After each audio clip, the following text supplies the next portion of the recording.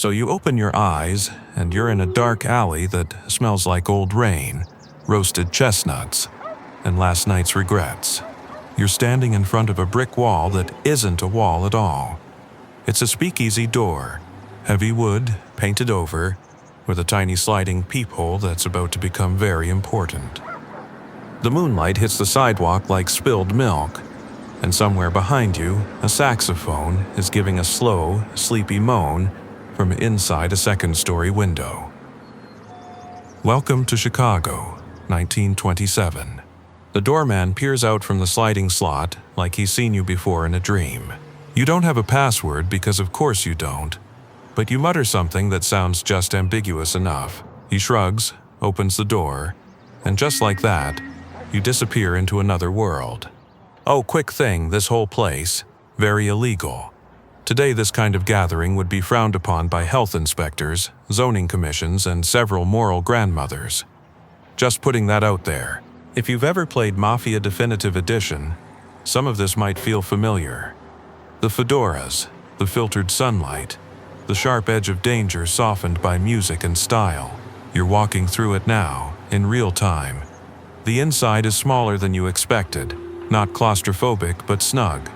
The walls are close, the lighting's low, and the ceiling is low enough to make tall men duck instinctively. Smoke curls through the air like it's got somewhere to be. A jazz trio is tucked into a corner, the piano player leaning way too hard into every note in a way that makes your shoulders relax. Everything in here is hiding something. The teacups hide liquor. The laughter hides anxiety. The couples on the dance floor hide each other's real names. A woman with a feathered headband winks at you from across a velvet booth. You're not sure if she knows you or if she just wants you to buy another round. They call these places speakeasies because you're supposed to speak easy, speak low, speak like you don't want the cops to hear you from 3 blocks over. Of course, half the cops in this neighborhood are regulars here. And that guy in the corner with the newspaper, yeah, he's not reading it. Someone slides you a drink in a chipped porcelain cup. You sniff. It smells like paint thinner and childhood trauma. You sip anyway. Bootleg gin, probably distilled 4 floors above your head in a clawfoot tub that used to hold someone's aunt. It burns, then warms, then settles in like an old dog curling up next to your ribs. Here's your first historical nugget to tuck into bed with you. By 1927, it's estimated there were over 30,000 speakeasies in New York City alone, which is remarkable considering alcohol was very much not allowed, like constitutionally not allowed. But Americans are a crafty species, and laws are more like strong suggestions during a party. Fans of this era still wonder if the speakeasy culture made America more cynical about its own laws, or just more creative in breaking them. Your shoes click against mosaic tile as you wander past a low-lit hallway where a man is whispering into a telephone with a towel wrapped around the receiver. You don't need to hear what he's saying. It's the tone that tells you he's trying to prevent something from happening and failing. You keep walking. The club opens wider the farther in you go, like a dream expanding to fit your curiosity. There's a second room with a mirrored ceiling that reflects a dance floor, where no one's quite on beat, but everyone's giving it a try. A saxophonist hits a sour note, shrugs, and keeps going. Nobody minds. This isn't a performance. It's an escape hatch. The crowd is young, mostly. Some people wearing tuxedos too big for their ambition. Others in dresses that shimmer like laughter. You catch snatches of conversation. Arguments about jazz versus ragtime. Whispers about someone's cousin who got busted in Cicero. A scandal involving a local judge and a stolen crate of rum. In the corner, a couple is dancing close, real close. The kind of dancing that could get you thrown out of a church picnic. Someone tells you that the woman is from Kansas City, and the man's from nowhere he'll admit to. They've been meeting here every Thursday for a month and pretending to forget each other's names each time. You're offered a second drink. This one tastes slightly more like fruit and slightly less like poison. Someone added a squeeze of lemon, which might have doubled its street value. The bottle it came from has no label and probably traveled 600 miles in the back of a tomato truck. You raise the cup in salute, not knowing to whom. A waiter who clearly isn't a waiter leans in and whispers, If anyone asks, "You're here for the pie," then he's gone. You didn't even order pie. You head to the back of the club where it's quieter. A single phonograph plays from a dusty table. The record is warped, but nobody cares. A man is asleep in a booth with his hat tilted over his eyes. A woman sits beside him, smoking like she invented it. You sit down. The leather bench groans a little under your weight, like it's been through worse. Probably has. You lean back. The sounds of the club swirl and soften. The music, the muffled voices, the clink of glass against ceramic. The room spins, not from the alcohol but from the sense of drifting further and further away from where you started. There's no phone to check, no GPS to consult. Just the rhythm of this night, this club, this moment in a city pretending to be sober. You let your eyes close, just for a second, long enough to notice the way the air smells like perfume, sweat, and faintly of cinnamon. Someone's wearing spiced cologne, or maybe you're imagining that. Doesn't matter. The door rattles once. You open your eyes. Someone new is coming in. The night's just getting started, but not for you. You finish your drink, smooth the wrinkles in your coat, stand slowly, like you've been underwater and are finally resurfacing. The music's still playing, but softer now. You nod to the bartender, who nods back like you've shared something important, even if neither of you knows exactly what it was. Outside, the alley is empty. The rain still clings to the bricks, but the city feels different now. Like it exhaled while you were gone. Like it knew you needed this brief escape. You walk back toward the hum of the waking streets, toward morning, toward whatever waits on the other side of a very long night. And behind you, the speakeasy door shuts with a gentle thunk. Not goodbye, but see you when you need it. Because some nights, history lets you borrow its shoes. And just for a little while, they fit perfectly. Now let's travel back further, roughly 7 years earlier. You're standing in a neighborhood that smells faintly of coal smoke, fresh newsprint, and something sharp and sweet, trying very hard not to be recognized as whiskey. The year is 1920. Cold morning. Your boots crunch over frozen mud, and the street feels quieter than usual, as if even the horses are confused. Something important has just changed, but it hasn't sunk in yet. People walk with the same coats, same hats, same long faces, but their eyes flick over their shoulders a little more, as if the air has shifted, as if everyone is suddenly trying to remember whether they know someone with a cellar. And you do. This is the first day of Prohibition, a grand social experiment that, in theory, makes you cleaner, nobler, and less likely to wind up pantsless in a fountain. It also makes your neighbor Harold, a suddenly very ambitious man with suspiciously good bottle stashing skills. Let's be clear, this would be frowned on today. You are about to casually walk through a constitutional amendment like it's just a mild weather report. You're going to accept gin from someone who made it in a mop bucket, and no one will ask you for ID because, frankly, everyone is too busy hiding things in the piano. If you've ever watched Boardwalk Empire, you've seen the high drama version.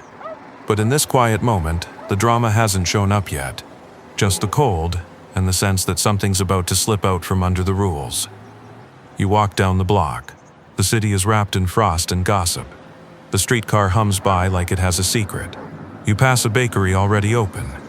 The warm smell of rye bread mingling with the newspaper boy's voice, shouting, "Booze ban begins."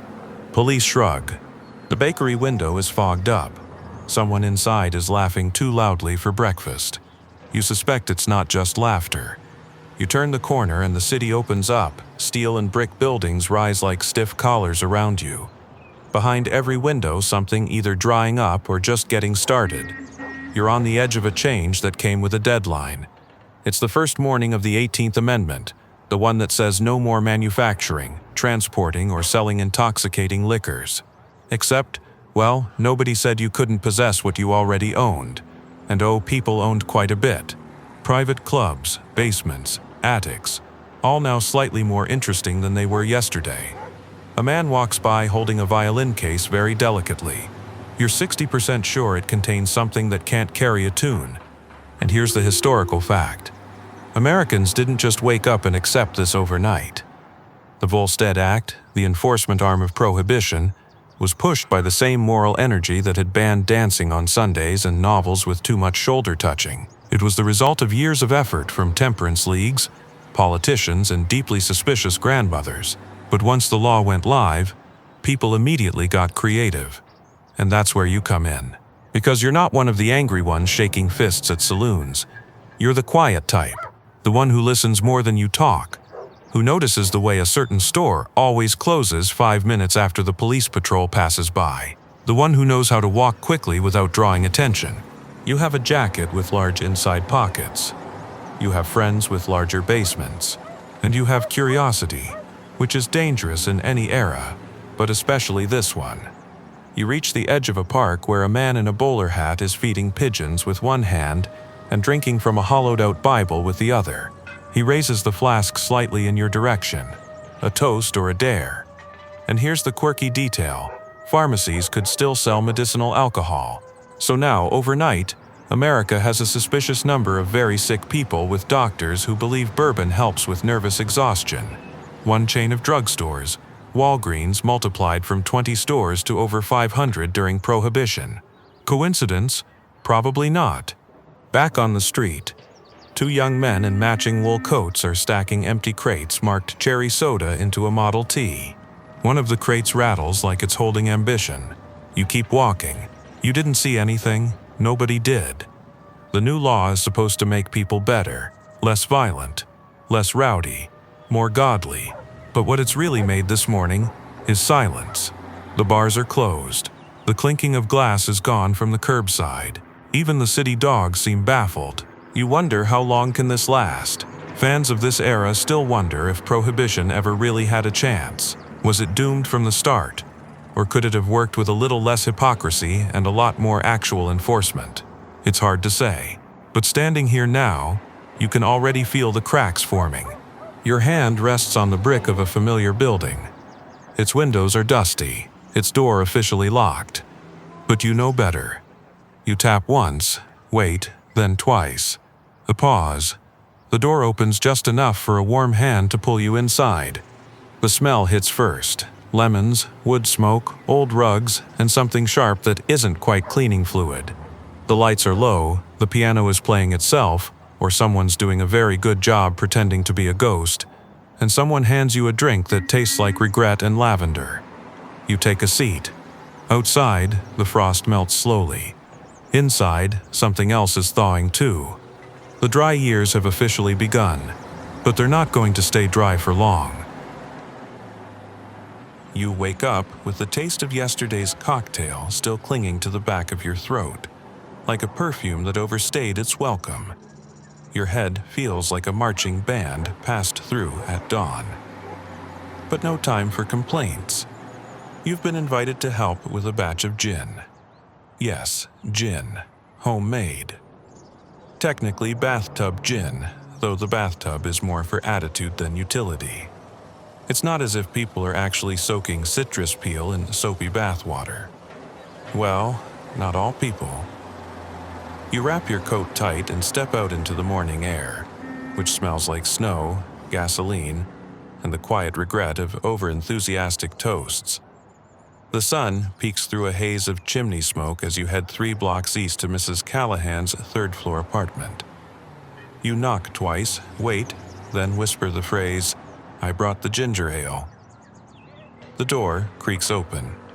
A very serious-looking cat stares at you from under a table. It does not approve. Mrs. Callahan is a retired milliner with an excellent poker face and a shocking tolerance for juniper berries. She greets you with a nod and gestures toward the kitchen, where today's chemistry experiment is already underway. Here's the historical fact. Bathtub gin wasn't aged, refined, or remotely legal, but it was everywhere. People used grain alcohol, water, and flavorings like juniper oil or citrus to simulate the taste of real gin. The results ranged from surprisingly okay to instant blindness. But people drank it anyway because getting caught with bad booze was often safer than getting caught without any at all. Careful with that bottle, Callahan warns. as you reach for the unlabeled jug on the counter. That one unclogged my sink last week. You pour carefully, the alcohol stinging your nose. You've helped her a few times now, not that you'd brag. You're more of a quiet enthusiast, a silent partner in gin-based criminality. She hands you a wooden spoon and a smile that says, "Yes, I know this is ridiculous." There's ginger root boiling on the stove. Lemon peels curl on the counter like paper streamers. And at the center of it all is a metal still cobbled together from an old pressure cooker and what might be part of a trumpet. Mrs. Callahan hums a little as she works, something jazzy and slightly rude. And here's the quirky detail. During Prohibition, the U.S. government actually poisoned industrial alcohol to stop bootleggers from using it. When that didn't work, they added more poison. Historians estimate that by the end of the 1920s, thousands had died from drinking denatured alcohol. This did not, however, stop people from drinking. It just made them faster at finding someone like Mrs. Callahan. You line up the bottles. Most are reused: medicine bottles, soda bottles, the occasional decorative vase, labels, handwritten, seals, a piece of tape, and blind faith. And then the ginger ale, not just a mixer, but a mask designed to hide whatever harshness the gin forgot to apologize for. It's not glamorous. You're standing in a kitchen that smells like lemons and ammonia, stirring a concoction that might technically be cleaning fluid. But there's something oddly dignified about it. Quiet rebellion with a citrus twist. Callahan wipes her hands on a dish towel that says, "Bless this mess," in very neat embroidery. She pours a finger's worth of gin into two mismatched glasses. You clink, sip, wait. Your lips go numb, your eyes water. "Needs more ginger," she says casually. You both laugh, and for a moment, the world feels smaller and friendlier. Just two conspirators drinking possibly illegal cocktails in the middle of the morning. Outside, a delivery man walks by whistling "Ain't Misbehavin'," which feels like a dare. Fans of this era still debate. Was the rise of homemade alcohol a triumph of resilience, or just a national lapse in good judgment? Was it ingenious or just desperate? The answer, as always, lies somewhere between resourceful and we're all out of lemons. Mrs. Callahan boxes up a few bottles, tucks them into a sewing bag, and hands it to you with a wink. Be careful. That last one made the mailman hiccup for 3 hours. You descend the stairs with the bag under your arm and the warmth of gin behind your ribs. The city is louder now, typewriters clacking, car horns bleating, life returning in full grumble. You blend into it, just another citizen with errands and secrets. The best part? No one looks twice. Everyone's got somewhere to be, everyone's hiding something. You pass a man unloading crates of olive oil into the back of a bakery. Two nuns walk by sharing a thermos with suspicious steam. A dog winks at you. Probably. You stop at a corner, waiting for the streetcar, and pull your coat tight. There's a tickle in your throat. Maybe the ginger, maybe the thrill. And for a moment you think, the law may be dry, but the city sure isn't. The streets are slick with slush and slurred footprints. The city doesn't sleep so much as doze in short bursts, like a pickpocket in a church pew. You move through it carefully, coat buttoned high, hat brim low, envelope tucked snug against your ribs like a second heartbeat. There's no ceremony in it, just routine. These kinds of errands don't require names or instructions. The buildings know, the alleys remember, and the people involved long ago learned that silence is the only loyalty that matters. The path takes you past brick facades stained with soot, office windows half-lit despite the hour, and cafes that never truly close, just dim slightly to pretend. Steam curls from a sidewalk grate as a silent signal. Somewhere above, a radio hums a familiar waltz, slightly off-key. In the early years of Prohibition, the machinery of enforcement was vast but poorly greased. Laws were on the books, but books burn easily. What mattered more were handshakes in stairwells, nods exchanged at newsstands, a shared look across a courtroom that meant, let's not make this complicated.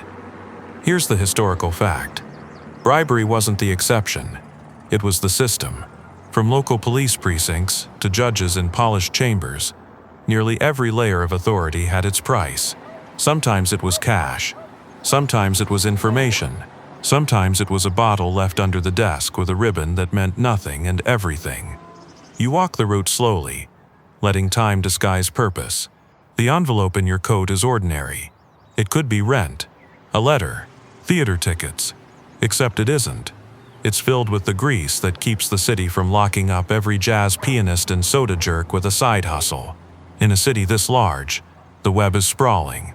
Liquor flows through the cracks like water through cobblestones, and for every crate of gin stashed behind a barbershop wall, someone in uniform is choosing not to notice for a price. Here's the quirky detail. Some officers developed a regular fee schedule. Notebooks, carefully coded, detailed who paid how much to whom, and when. It was less corruption and more bookkeeping.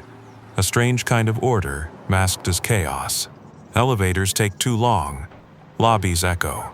Everything feels too loud when you're carrying something important, even if it's sealed in paper. But you keep going. Each drop is simple. A folded handoff, a glance, a pause. No words exchanged. That would make it real.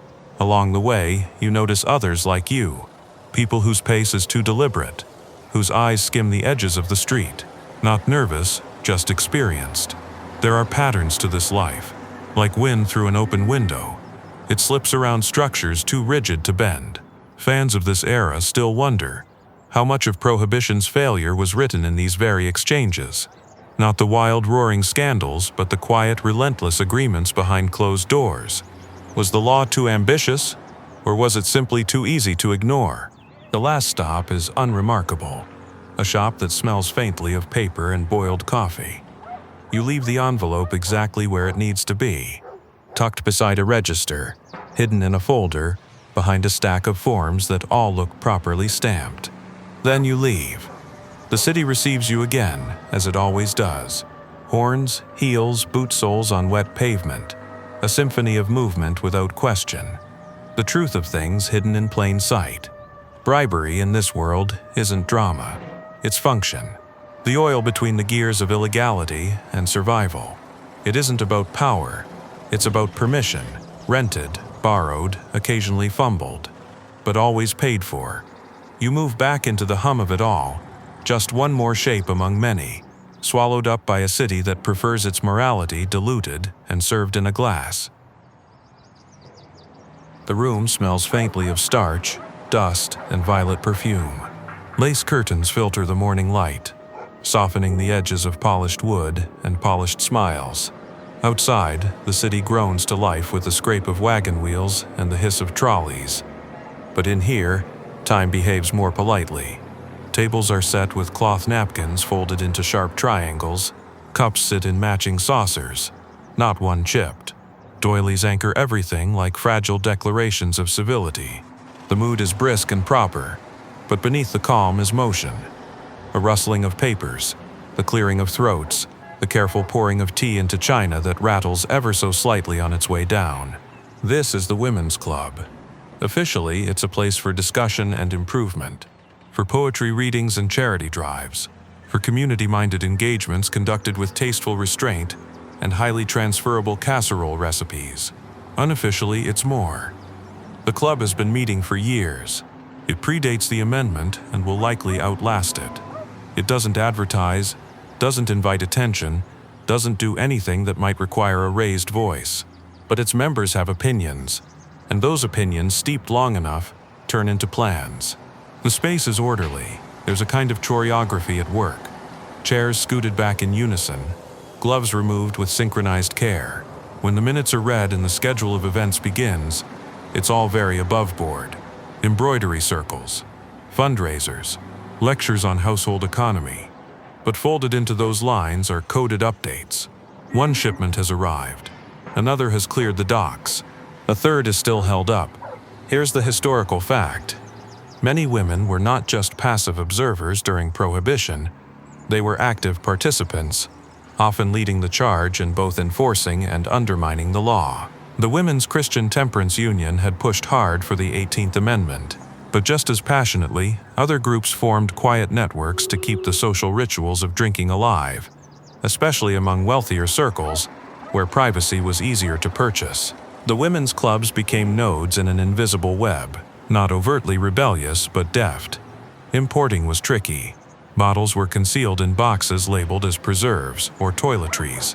Sometimes they were wrapped in linens and tucked into carriages under decorative umbrellas. More creative still were the so-called traveling trunks, complete with false bottoms and padded corners, designed to ferry contraband from city to city under the guise of wardrobe. The club meetings often featured demonstrations: how to cook without sherry, how to host a dinner with acceptable temperance beverages. But everyone knew the real interest came afterward, in quiet conversations by the coat rack, in hushed agreements exchanged over sponge cake. The same hands that folded newsletters also uncorked forbidden champagne behind heavy pantry doors. Outside, the world argued loudly over right and wrong. Inside, the negotiations were quieter. Less about morality, more about moderation, about maintaining the fabric of routine life with as little disruption as possible. Because for many, alcohol wasn't rebellion. It was rhythm, a gesture at dinner, a toast at a wedding, a glass of cordial at the end of a long day. And here's the quirky detail. Some clubs devised recipe books that doubled as secret manuals. What looked like instructions for lemon tarts or beef stew often contained substitutions, ratios, even tips on concealing strong smells with herb garnishes or steeped tea. It wasn't deception. Not entirely. It was maintenance of tradition, of appearances, of grace under pressure. The women who gathered in these rooms were not smugglers in the cinematic sense.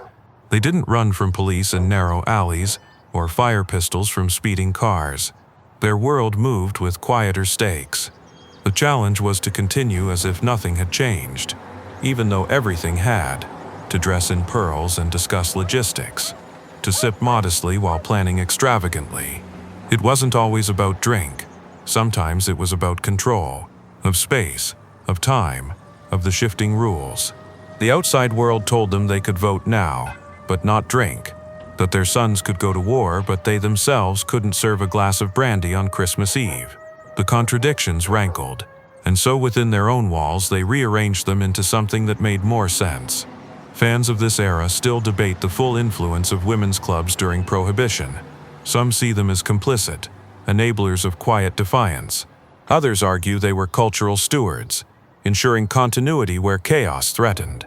What's clear is that these gatherings, tucked behind lace curtains and polite smiles, were never just social. They were strategic.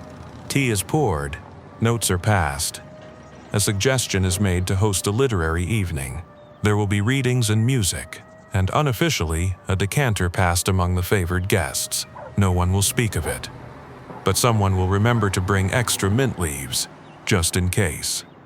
The club's parlor is warm despite the cold outside. A fire crackles politely in the grate. The clock ticks with gentle insistence. There's a rhythm here, a kind of civic pulse that doesn't match the urgency of the speakeasy or the chaos of bootlegging.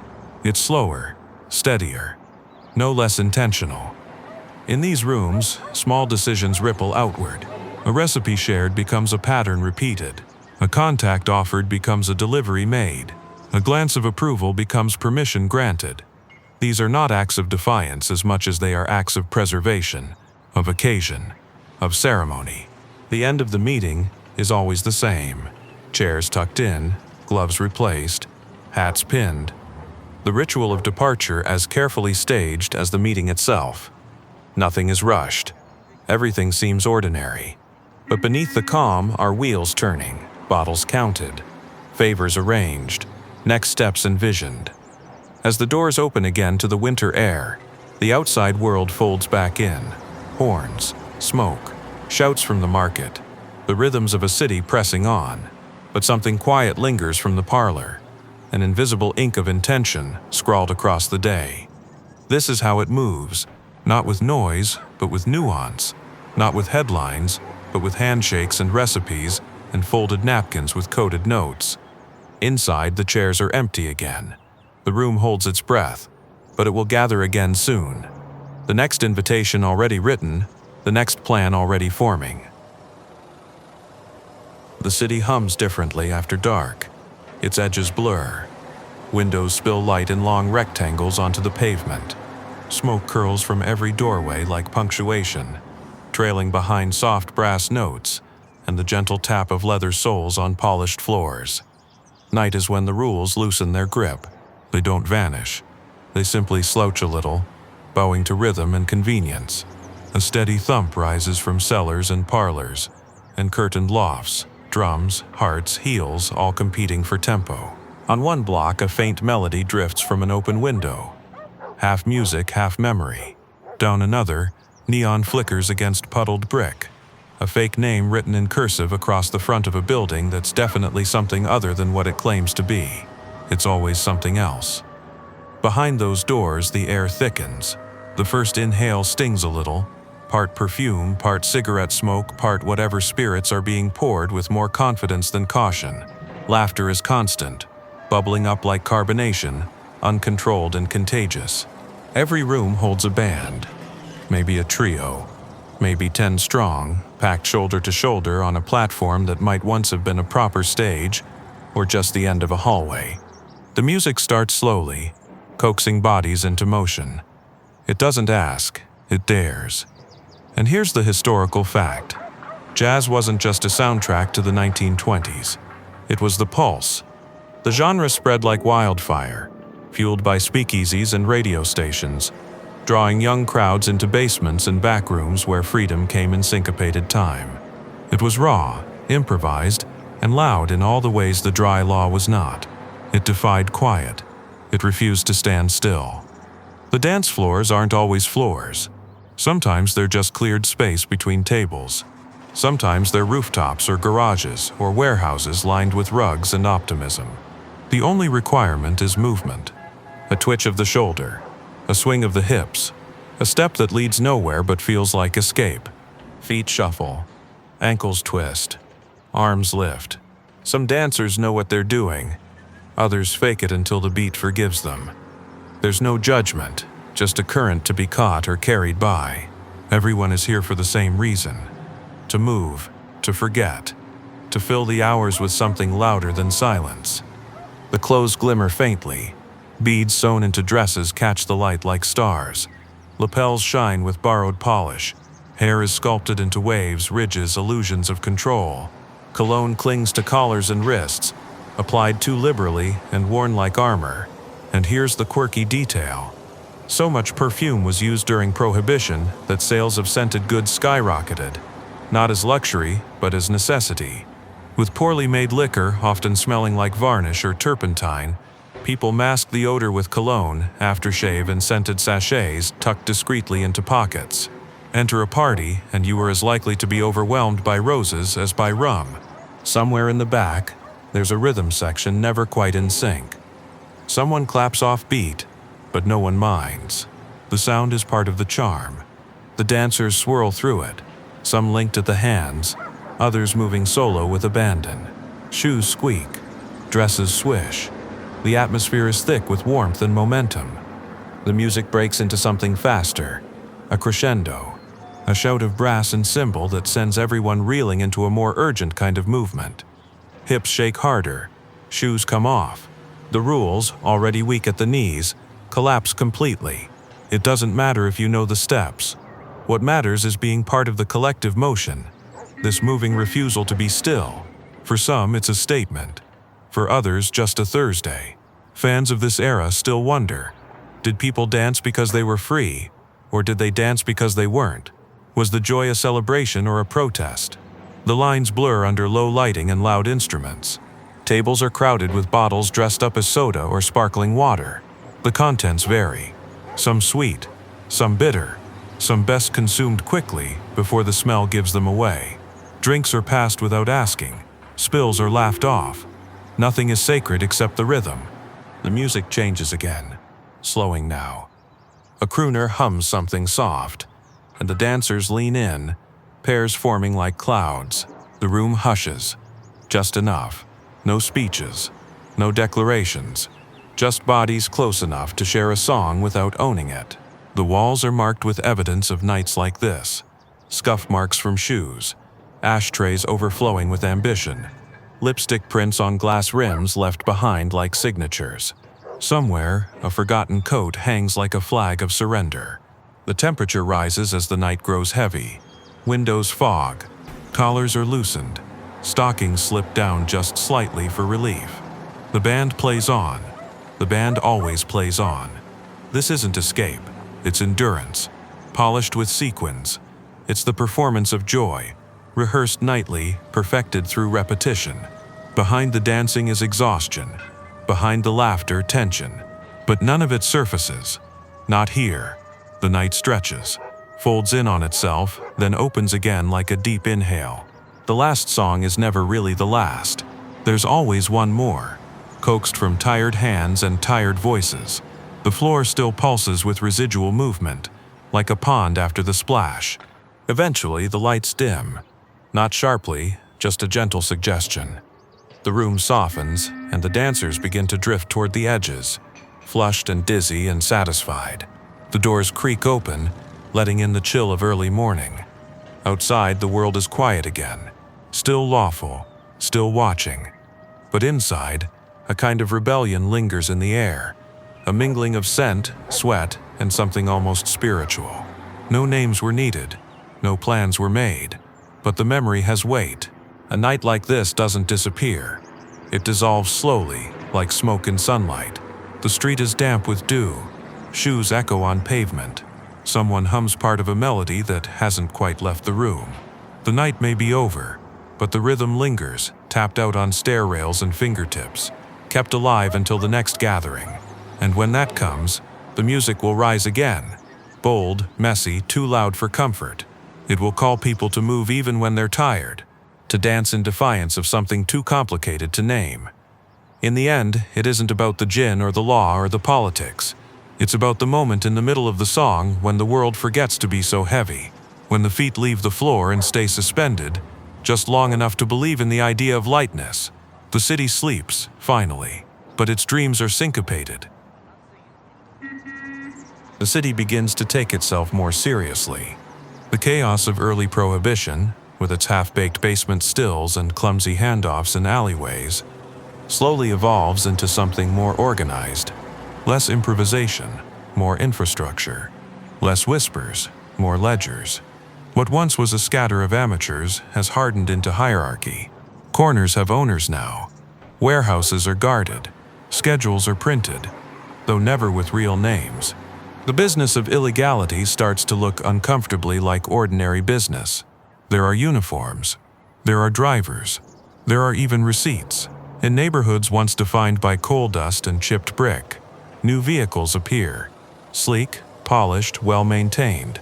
Not quite limousines, but something close enough to suggest quiet power.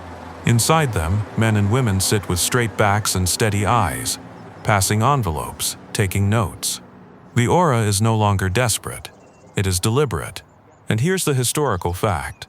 By the mid-1920s, organized crime had transformed from street-level gangs into full-scale enterprises.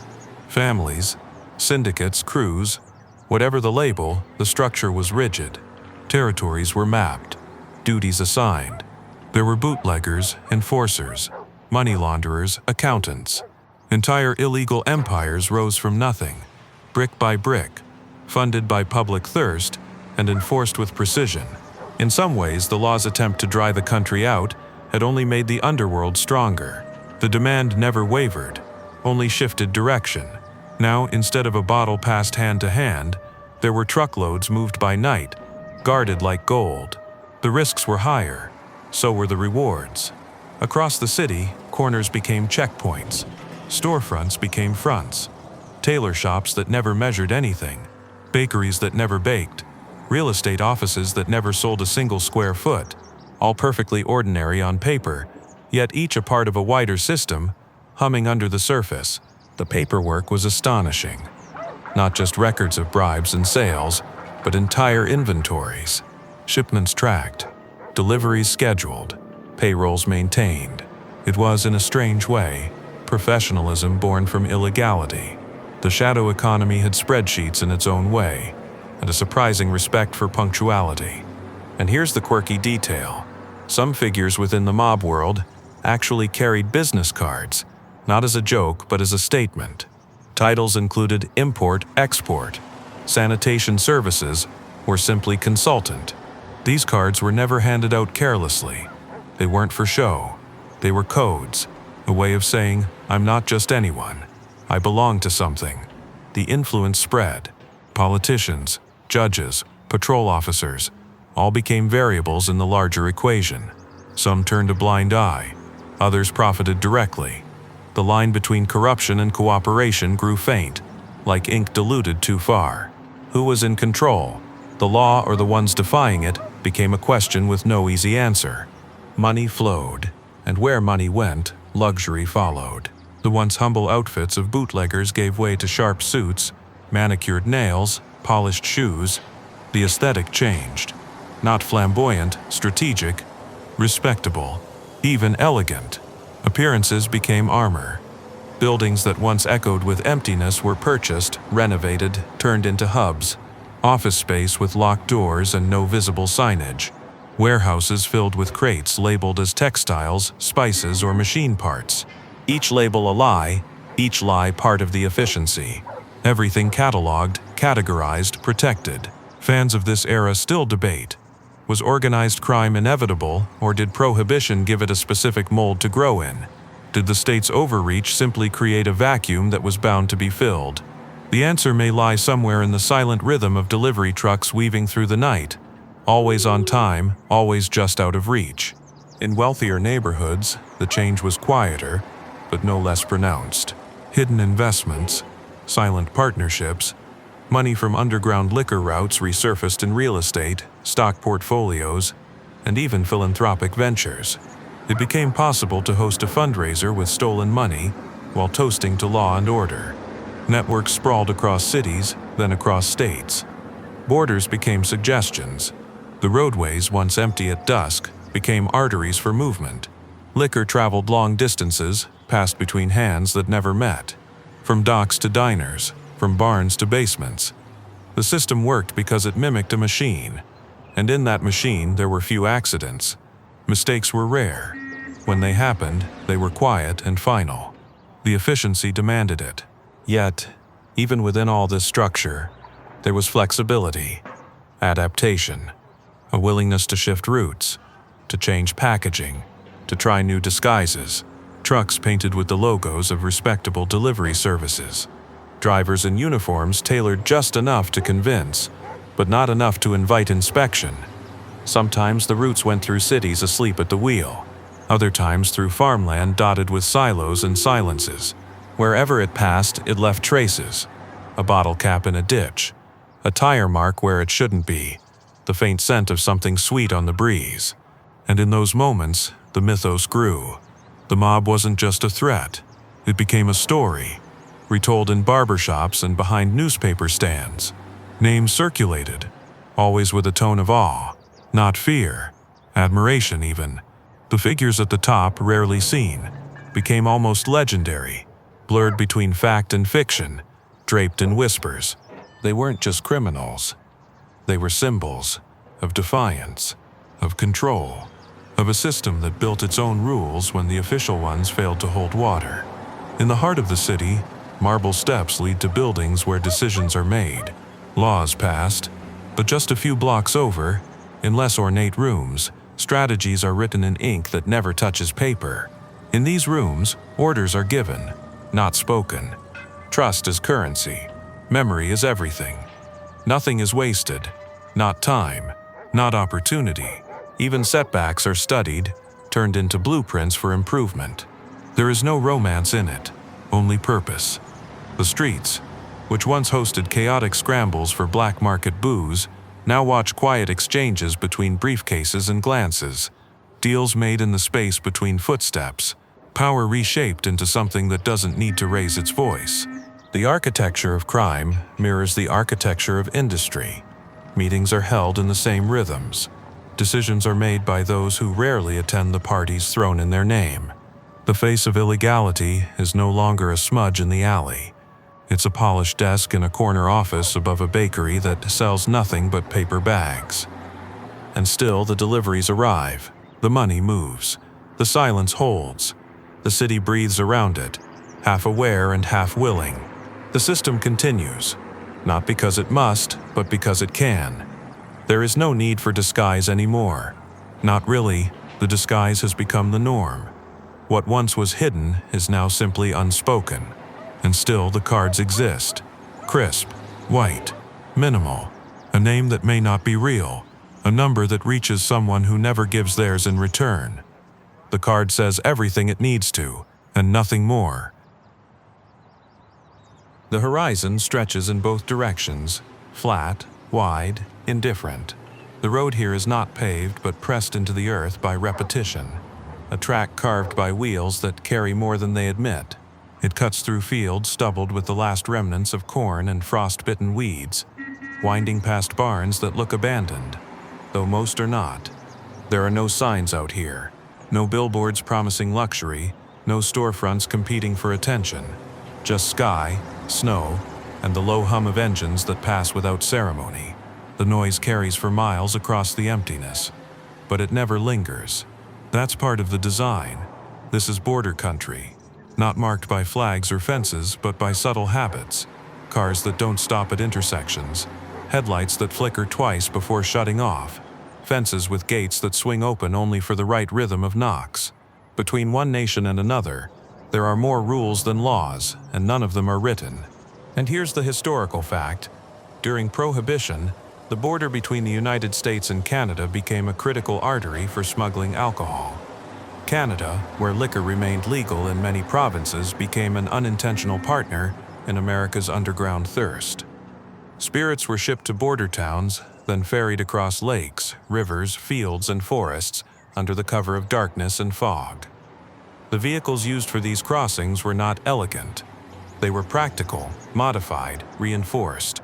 Back seats replaced by barrels, floorboards hollowed out to hide bottles, springs tightened to accommodate the weight.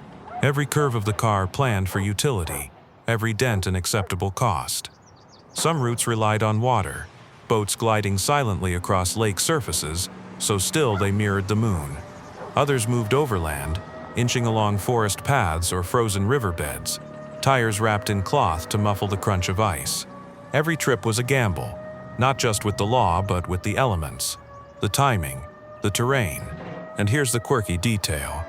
Smugglers often used shoelaces coated in wax or paraffin to tie down cargo, because they were easy to cut in a hurry and wouldn't freeze or snap in cold temperatures. Small innovations like these gave them a fragile edge, one more trick in an endlessly shifting playbook. Most crossings happened at night, but not always. Daylight had its uses. Less suspicion in open view, more alibis if someone asked too many questions. The trick was in the routine. Looking boring, being forgettable, a truck with muddy tires and crates labeled as farming supplies, a driver with dust on their sleeves and no particular expression. The land cooperated. So much of it was unpatrolled, unnoticed.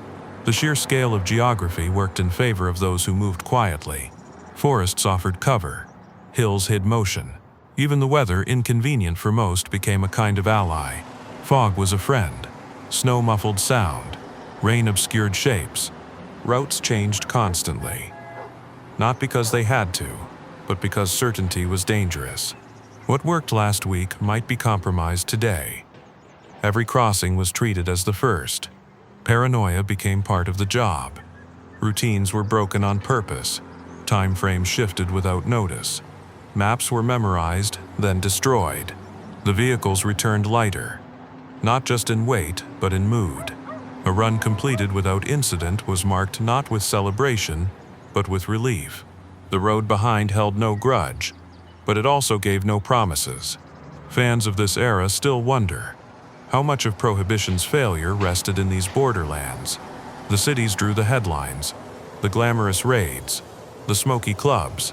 But it was here, in the quiet crossings, that the foundation of the underground supply chain solidified. Without these roads, these rivers, These unnamed trails, the city parties would have dried up by spring. There were patterns in the geography, places that appeared empty but weren't. Shacks that looked like storage but held more value than banks. Old rail lines that hadn't carried passengers in years, but now guided footsteps under cover of night. Over time, entire communities learned to look the other way, not out of malice but pragmatism. The shipments brought income. The drivers paid in cash. The movement of alcohol meant groceries on tables and coal in bins. Morality, as always, made room for survival. The work was slow. It had to be. Speed invited attention. A truck creeping through misty woods at 10 miles per hour attracted less notice than one barreling down a road. Timing mattered more than momentum.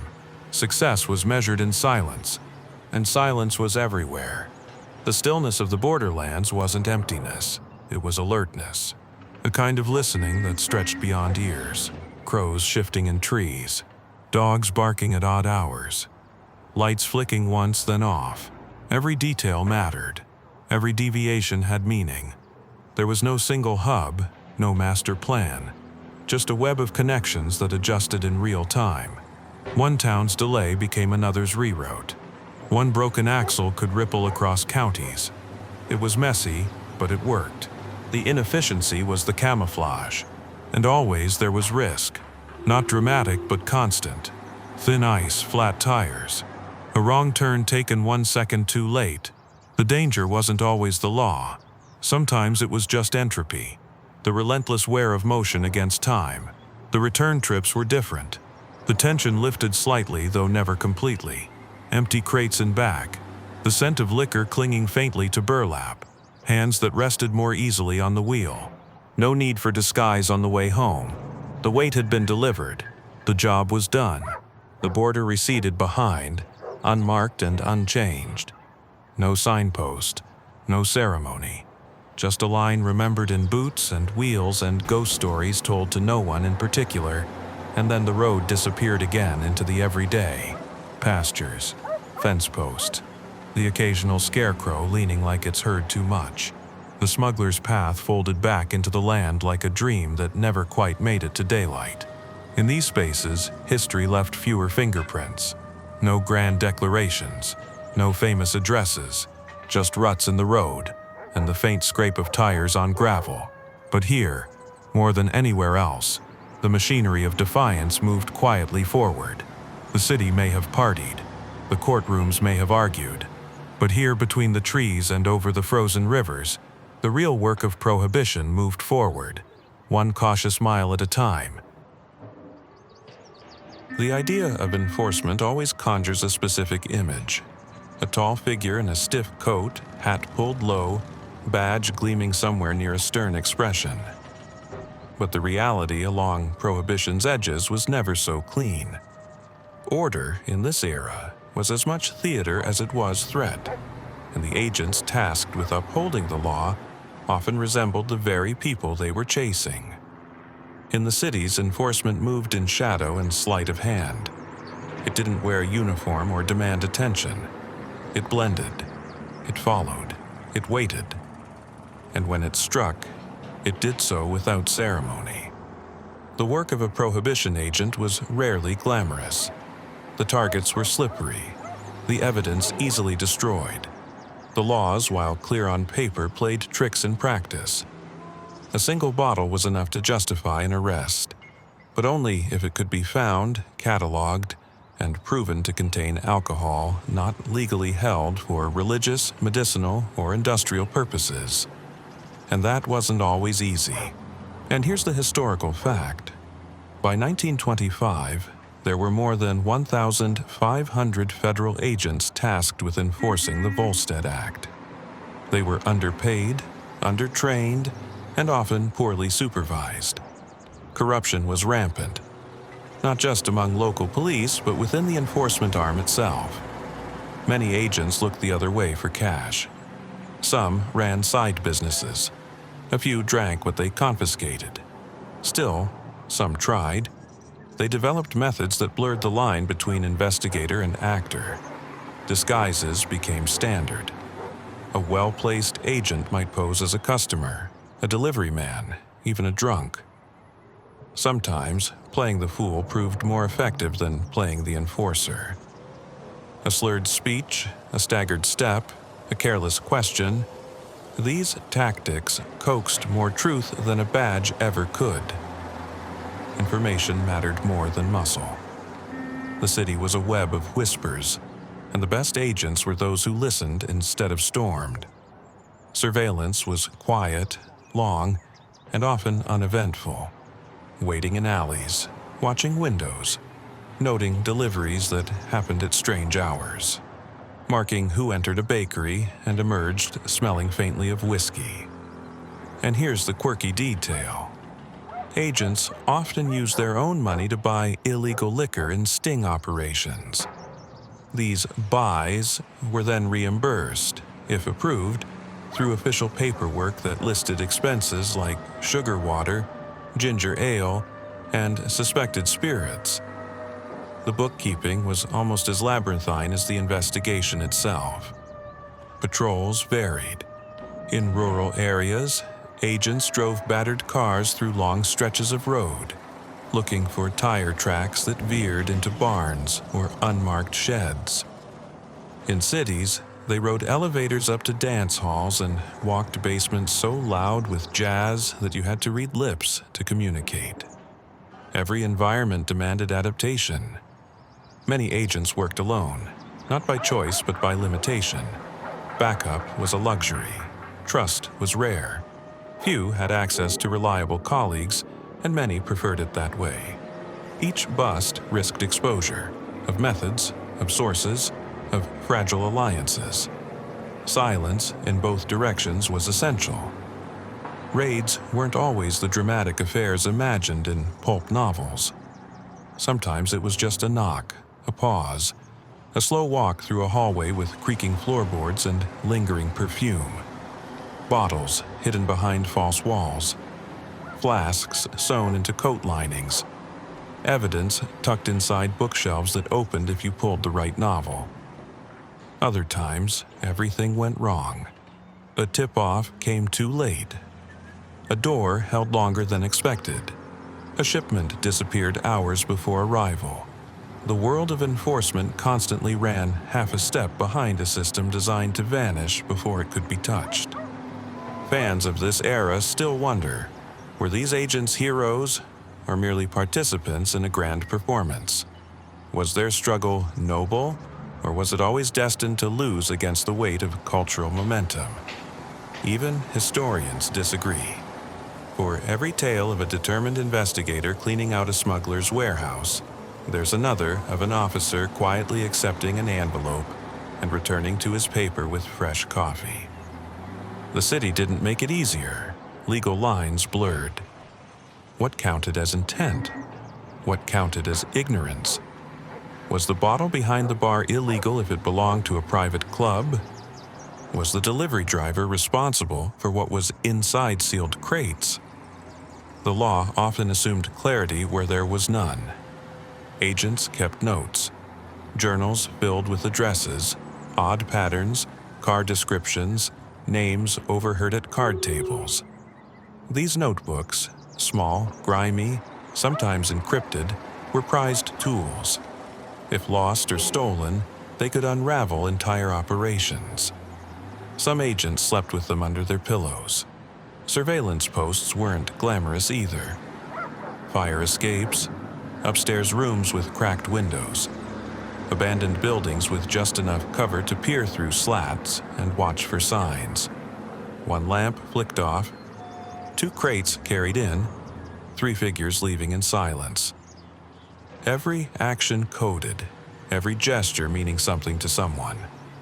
Those working the waterfront had their own rituals, watching which boats lingered too long, noting which dockhands whistled the same tune whenever a certain captain arrived. It wasn't science, it was rhythm. Pattern recognition wrapped in instinct. Boats, in particular, created headaches. Some agents disguised themselves as fishermen. Others waited behind reeds in flat-bottomed canoes. hoping to intercept a vessel loaded with contraband sailing across from Canada or the Caribbean. Water erased footprints and made pursuit slow. If a boat was fast enough and clever enough, it became little more than a rumor before disappearing into fog. And always there was pressure from above. Reports to file, quotas to meet. Success was measured in arrests and seizures, not in prevention or deterrence. A week with no busts raised questions. A month without headlines could mean reassignment, or worse, irrelevance. Yet some agents became figures of note, not because they enjoyed the work, but because they understood it. Not all wore suits. Some dressed in flannel and knew how to blend into a crowd. They stayed sober when everyone else drank. They remembered names that others forgot, and they wrote down everything. Their efforts, though often invisible, left traces. Letters to superiors, memos detailing routes used by bootleggers, maps marked with hidden passageways. Evidence of a battle fought not with brute force, but with persistence. The irony was always present. Many of the agents enforcing the law were, themselves, shaped by its contradictions. They enforced a rule that few respected, chased ghosts through smoke-filled rooms, and returned home each night to a country that asked them to hold a line no one else seemed to see. Eventually, the work left a mark. On the face, in the posture, in the dullness of the eyes that had watched too many doors close just before they arrived. Enforcement became endurance. And when the nights grew cold and the city turned its back to sleep, some agents lingered. On rooftops, in alleys, behind the wheel of a slowly idling car, watching windows, counting footsteps, hoping for the one mistake that would make everything clear. The truth, of course, rarely appeared that way. It never announced itself. It drifted, half seen, beneath layers of perfume, jazz, and whispered codes, and those charged with finding it. They simply kept walking, kept watching, kept writing it down, even when no one listened. Sunday arrives with a softness the rest of the week seems to avoid. The city wakes slower. The streets stretch in silence. Doors open gently. The air carries less urgency, replaced by something deliberate. Even the sky, often sullen or indifferent, seems to brighten in honor of the day's traditions. The sounds change first. Church bells echo across rooftops, weaving through alleys and bouncing off tenement walls. They chime like old memories, familiar, patient, unhurried. Below, families step out in pressed clothes and clean shoes, hands tucked neatly into gloves, Bibles held close. The city, for a moment, presents itself in harmony. Across neighborhoods, pews fill. Fans flutter gently in warm chapels. Hymns rise in layers, notes curling through open windows and rolling over the sidewalks like invisible lace. Voices rise with practiced joy, some off-key, none uninvited. The rhythm of worship is stitched into the day. And here's the historical fact. During Prohibition, church attendance surged in certain regions, particularly in the South. But beneath the surface of this outward devotion lay a surprising contradiction. Many communities balanced deep religious identity with quiet indulgences in the very things the law sought to eliminate. The sacred and the forbidden often lived side by side, separated not by belief but by the time of day. After the final verse is sung and the last amen spoken, the congregation disperses. What comes next is rarely written down.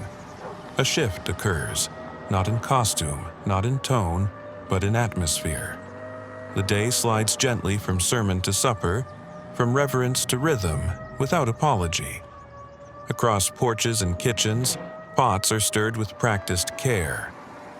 Cast iron pans hiss with the promise of meals that require no recipes, just memory. Biscuits rise in ovens. Grits are spooned into bowls. Greens are seasoned not just with salt, but with stories. Fried meats sizzle like punctuation marks in a conversation older than the block itself. The meal becomes a ritual of its own, a sacrament of flavor and time passed from plate to plate without fanfare. Tables groan with weight, but no one minds. The laughter here is deep, the silences generous. The food tells more truth than the morning sermon ever dared. And somewhere in this warm, familiar comfort, a bottle is passed. It does not interrupt, it is not celebrated, it simply appears. Offered like a condiment, received like a secret, poured with the casual grace of something inevitable. The gin or bourbon or corn whiskey is local, unmarked, often harsh. It burns at first, then warms, then softens the room even more. And here's the quirky detail. In many parts of the South during Prohibition, tonic was a common euphemism for homemade alcohol.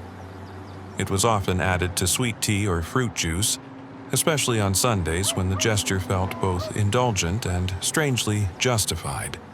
Some families even kept special bottles, decorated or otherwise distinct, set aside only for the Sabbath.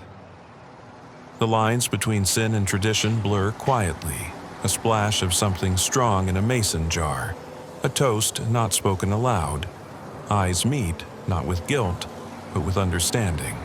The rituals of rest and reward take shape in flavors, in shared glances, in long afternoons where nothing needs to be explained. Music begins again. Not hymns this time, but something looser, rooted in rhythm and repetition. Fingers tap tabletops. Feet find steady beats beneath the worn floorboards. A harmonica wails from 2 houses down. The day, already full, begins to spill over. Fans of this era still wonder, how could such devout communities bend so easily around a law meant to uphold moral order? Was it hypocrisy, or simply a deeper understanding of human complexity?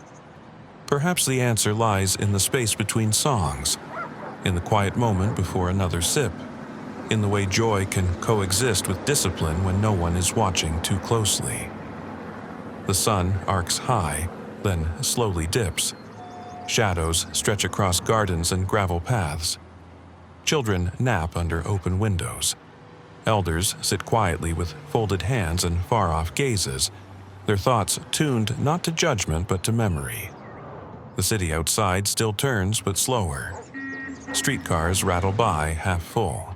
Shops close early. Lawmen disappear into station houses. No raids today, no chases. Just the hush of a country resting. Even those who broke the law yesterday find no reason to run today. Sunday is not for business. It is not for bribes or boats or basement distilleries. It is a day outside the timeline of smuggling and selling. A pause. A long exhale in a week, otherwise crowded with invention and avoidance. Even the bootleggers respect the rhythm. Deliveries are paused. Contacts wait until Monday. Enforcement relaxes too, wary of drawing ire by disrupting sacred routines. Sunday is untouchable, not because the law says so, but because the people have agreed. This unspoken accord stretches across cities and counties, across congregations and communities. A shared nod, a common understanding. Today, let it rest. Let the music play. Let the laughter come freely. Let the glass be filled without argument. The meal stretches into evening. The second helping becomes the third. Plates are cleared slowly. Conversations drift like smoke.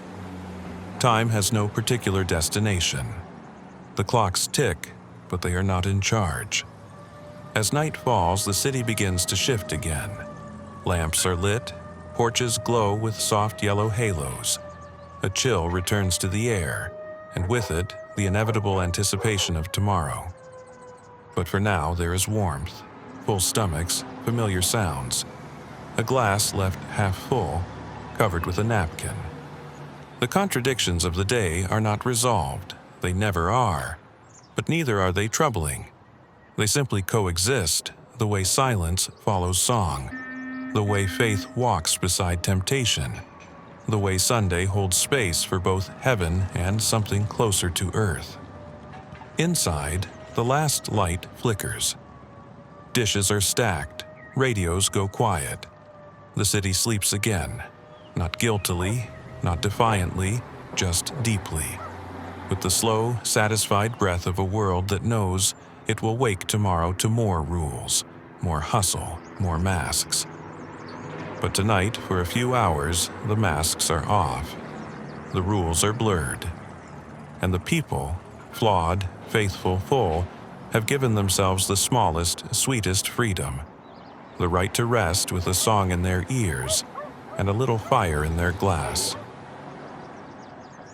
Out west, where the palm trees cast long shadows across freshly poured sidewalks and the sun bleaches everything into glamour, the dry law feels strangely distant.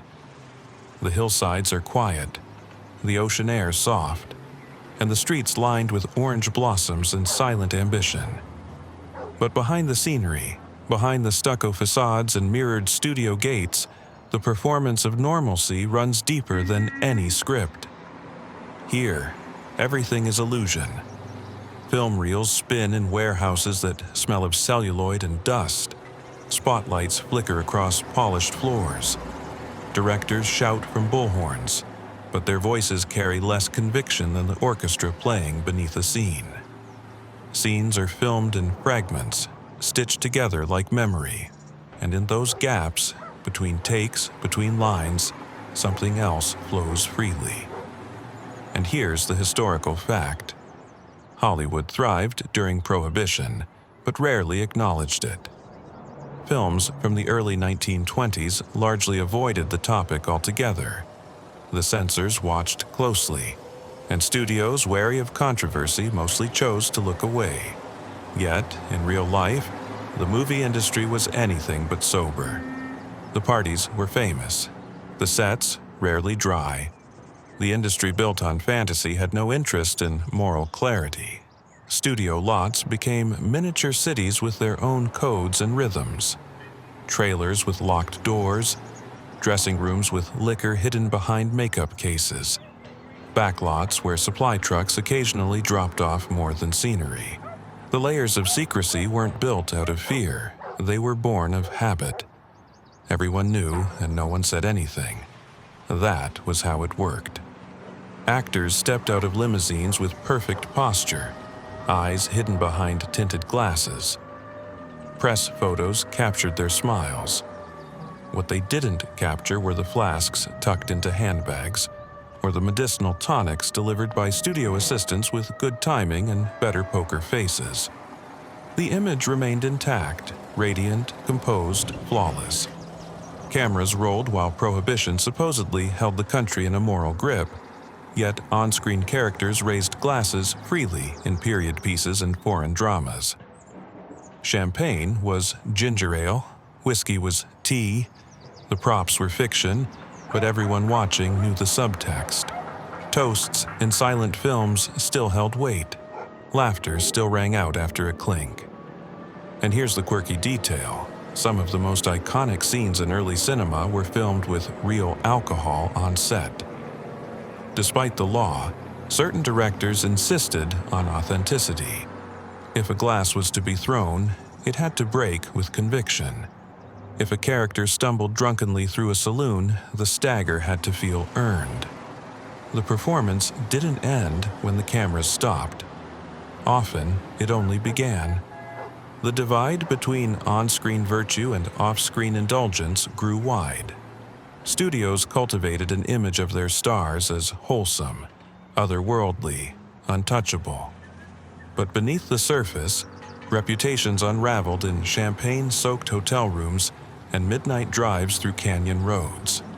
The gossip columns knew, but they phrased it carefully. Nervous exhaustion, recovery, unexpected vacation. Outside the studios, Los Angeles sprawled with possibility. Hills rose above neighborhoods that sparkled at dusk. Bars disguised as private clubs operated with subtle defiance. Valet attendants doubled as lookouts. Parties flickered on through the night behind high gates and lush hedges. The police, when they appeared, were often there for security rather than interruption. Prohibition in this city was an inconvenience, something to be navigated rather than obeyed. The real power wasn't in the law, but in reputation. The right face could open any door. The wrong photograph could close it forever. Image was currency. Behavior was something to be adjusted, not corrected. Fans of this era still debate. Was Hollywood a reflection of national hypocrisy or simply its most polished version? The industry rarely preached, yet the very avoidance of politics was its own kind of statement. By refusing to engage directly with prohibition, film quietly undermined its authority. People didn't want sermons, they wanted distraction, and the silver screen delivered. Theaters across the country played double features while flasks passed down the rows. Ushers looked the other way. Patrons sank into velvet seats with sighs of relief, escaping into black and white worlds where the rules made more sense, or didn't exist at all. The stories were bigger than life, the characters bolder, and the consequences cleaner. It was relief by projection. Back on set, production moved like choreography. Lights positioned, cameras cranked, costumes adjusted with needlepoint precision. Every minute cost money, every delay a risk. Yet time was always made for the rituals.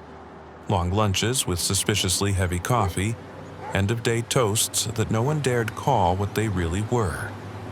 Studios were protective of their talent. A scandal could ruin a career. An arrest could sink a film. The solution wasn't to change the behavior. It was to hide it better. Lawyers were hired. Publicists rehearsed statements. Entire narratives were crafted and sold to newspapers like polished scripts. The performance extended beyond the frame. And in the middle of it all, the city kept building. Sound stages expanded. Bungalows multiplied. The sky remained clear even when everything below it blurred. Prohibition may have drawn hard lines elsewhere, but here, lines existed only to be blurred for effect. There were whispers of raids, of agents showing up at studio parties or tracking deliveries to set. But the outcomes were rarely public. The right connections, the right amount of discretion, the right face on a poster, these proved more powerful than any legal threat. Consequences, if they came, arrived with a whisper rather than a shout. The contradiction became part of the myth. Stars portrayed upstanding citizens on screen, even as they tiptoed through mirrored ballrooms with flutes of contraband. Directors shouted about realism while ignoring the most present truth, that everyone around them was breaking the law in carefully choreographed ways. Even the architecture participated in the illusion. Spanish Revival mansions with hidden cellars, Art Deco lounges with false backs on cabinets, rooftop gardens with trapdoors leading to private storage. The city wasn't just a stage, it was a set, constantly resetting itself to appear perfect from the right angle. Yet underneath all this, beneath the glitter and applause, there was a quiet exhaustion. The performance, though smooth, was relentless. The masks worn by day had to be maintained through the night. Smiles were memorized. Stories rehearsed. Authenticity bent to fit the role. The law still existed, of course. Speakeasies were still technically illegal. Drinking remained a federal offense. But enforcement in Los Angeles, especially within the golden bubble of film, took on a strange shape. Flexible, transactional, and very rarely public. In time, the city grew comfortable with its contradictions. As long as the illusions remained intact, what happened after hours could remain in shadow. As long as the stars still shone bright, the rules could flicker in the periphery like out-of-focus extras. And so, Hollywood rolled forward. Dry on paper, wet behind the curtains. Performers performed, directors directed, the cameras rolled, and somewhere just off frame, someone poured another drink and lit another cigarette. The dream persisted. Not because it was honest, but because it was better lit. In an era of whispered passwords and curtained windows, some transgressions wore their rebellion like a velvet coat. The dinner party, an institution as old as manners themselves, became one of Prohibition's most quietly subversive acts. Not flashy, not criminal in the cinematic sense, but illegal nonetheless, and elegant in its defiance. The invitations were always discreet, never printed, rarely spoken aloud. They passed through handwritten notes, glances, and mutual understanding. Nothing was confirmed until it was experienced, and by then, no one questioned it. The house was always lovely. It didn't matter whether it was a brownstone in the city or a bungalow tucked into a garden suburb. The architecture wasn't about grandeur. It was about atmosphere. A polished wood staircase, a fireplace with a modest blaze, carpets thick enough to mute secrets, everything soft and intentional. The table was the centerpiece, long, gleaming, set with care. Multiple forks arranged like a puzzle of etiquette, crystal glasses lined up in eager formation, napkins folded into triangles or fans, candles low, warm, forgiving. No detail left untouched. The illusion of civility had to be complete. And here's the historical fact. Prohibition didn't just push drinking underground, it elevated private dining into an art form. In homes across the country, socialites, professionals, and artists hosted lavish meals that doubled as drinking salons. These were not reckless gatherings.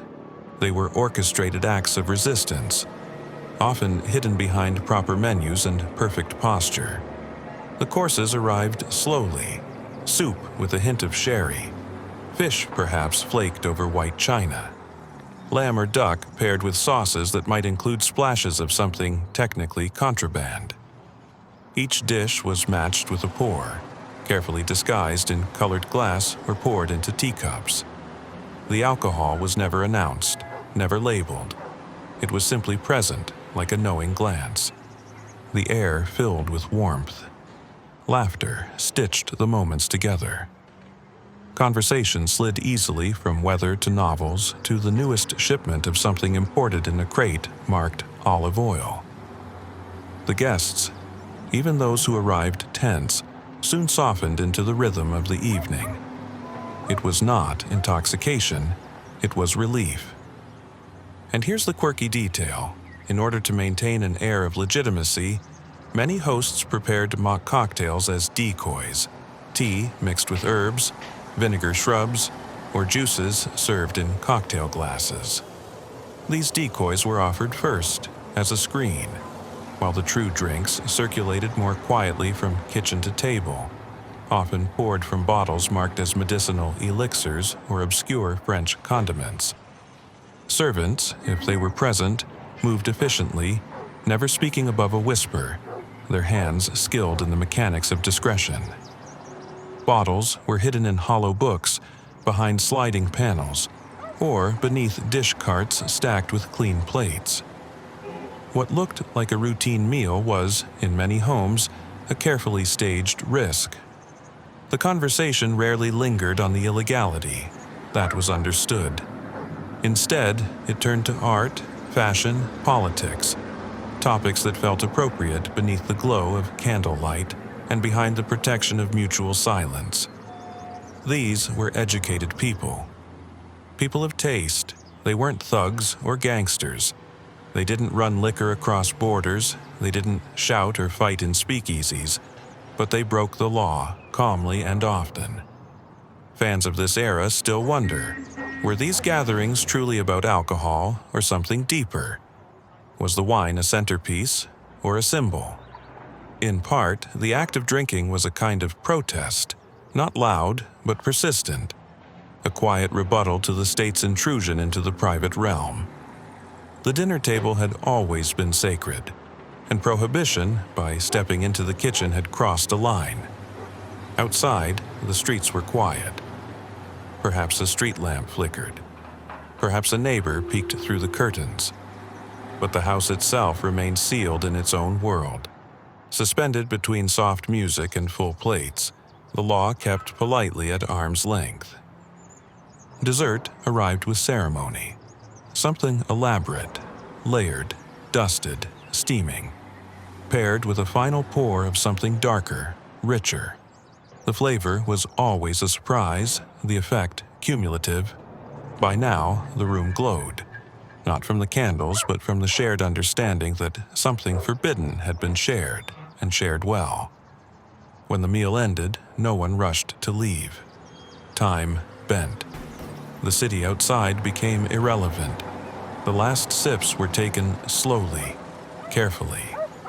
No one spoke of the bottles being returned to their hiding places. No one watched the remnants vanish into secret compartments. The transformation back into normalcy was smooth, practiced. Evenings like this didn't happen every night. They were too elaborate, too risky, but they occurred often enough to keep the spirit of pre-Prohibition life alive, like a song hummed beneath the breath. They were reminders that law and culture do not always walk in step. The guests eventually rose from the table, thanked their host with polite words and grateful eyes, and stepped back into the chill.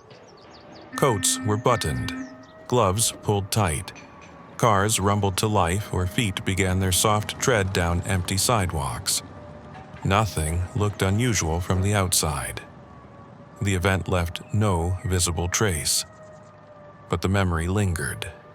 A taste on the tongue, a rhythm in the chest, a flicker of candlelight behind the eyelids. The dinner party was not just a meal. It was a quiet reclaiming of something that had been taken. Choice. For the hosts, it was a small rebellion carefully wrapped in manners. For the guests, it was a moment of return, to ritual, to indulgence, to the sense that some corners of life still belonged to the individual. The state may have governed the street, the store, the bar, but the dining room, for a few precious hours, was sovereign. As the plates were washed and the silver returned to its drawer, the house settled into stillness. The chairs remained pushed back. The glasses remained empty. But the table, even in its cleared state, held the weight of what had just occurred. There were no headlines, no arrests, no sirens. Just a room, momentarily brighter, now dimmed again.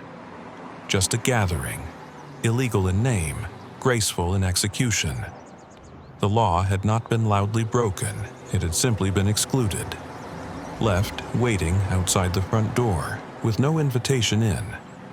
In the following days, the house would look ordinary again. No clue as to the conversations shared or the drinks poured, but those who had been there would remember, not with guilt, not even with thrill, just with the quiet certainty that some rules are written in ink and others in appetite, and that appetite, as ever, endures. The ocean is a different kind of border. Unlike fences or painted lines on asphalt, it refuses precision. It doesn't stand still. It breathes and shifts, its boundaries drawn anew with each tide. To move across water is to enter a place governed less by rules and more by rhythm.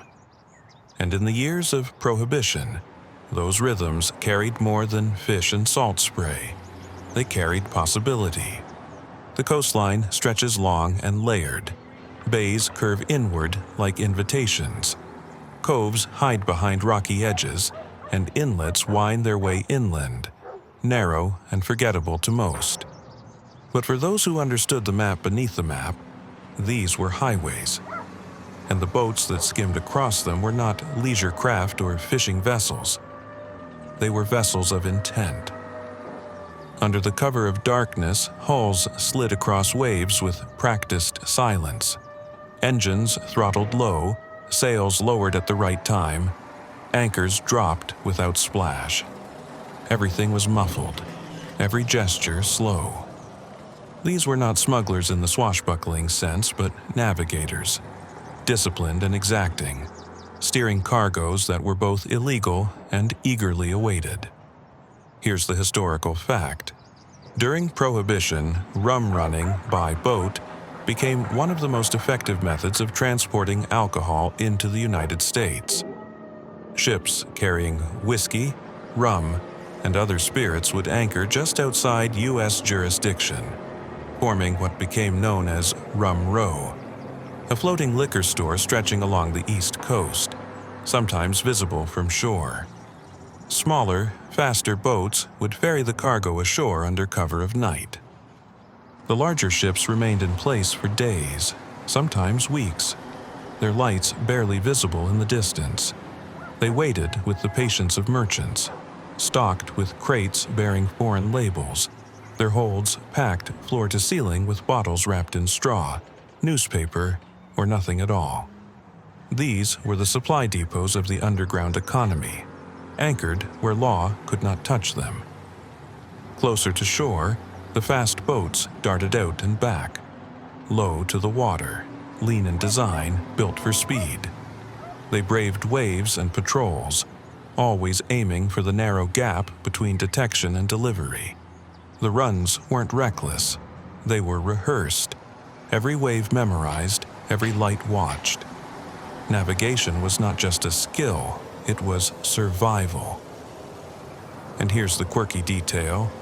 Many of these fast boats were painted in two colors, darker on the hull and lighter on top, to blend better with the sea and sky under moonlight. The camouflage wasn't perfect, but it helped. Speed helped more. Some boats could reach over 40 knots, far faster than the sluggish government patrol craft that struggled to keep up. Outrunning the law was often a matter of acceleration, not evasion. The crews operated without spectacle. Their success depended on precision. The rendezvous points shifted constantly. A lighthouse here, a buoy there, a small island with a bent tree that leaned just so. Communication happened through flashes of light, horn patterns, or even laundry hung in peculiar ways. Every gesture had meaning. Cargo was transferred quickly, crate to deck, sack to hatch, barrel to blanket. Sometimes hands barely touched the goods. The process was less about secrecy and more about speed. The longer a boat lingered, the greater the risk. Wind was friend and enemy. Fog could be savior or snare. Timing was everything. On land, the receiving points ranged from private docks to marshy shorelines, from beach houses with back entrances to fishing villages where no one asked questions. Boats arrived, engines cooling with faint metallic ticks, and were unloaded by hands that knew better than to speak. Trucks waited, horses waited, sometimes only footsteps. The cargo disappeared as quickly as it arrived. The water bore witness to all of it. The tide erased tracks. The wind carried voices away. Boats left no permanent mark. Even when spotted, they melted into the horizon, leaving behind only questions and the faint scent of salt and gasoline. Fans of this era still debate the full extent of the maritime operations during Prohibition. The Coast Guard, though diligent, was outmatched by the sheer scale of the sea and the ingenuity of those who used it. Some historians argue that for every shipment intercepted, 5 made it through. Others say the ratio was far higher. The truth, as always, remains slippery. Rum running wasn't confined to the East Coast. The Great Lakes became thoroughfares of their own. Canada loomed across the water, generous with its exports. Boats crossed at dusk and returned by dawn. Islands and rivers created endless pathways. And everywhere, the pattern repeated. Conceal, cross, deliver, vanish. Even the design of boats changed. Engines upgraded, hulls reinforced. Hidden compartments multiplied. Beneath seats, within bulkheads, even inside fuel tanks. Some boats carried only a few dozen bottles, others, thousands. The scale varied, but the intent did not.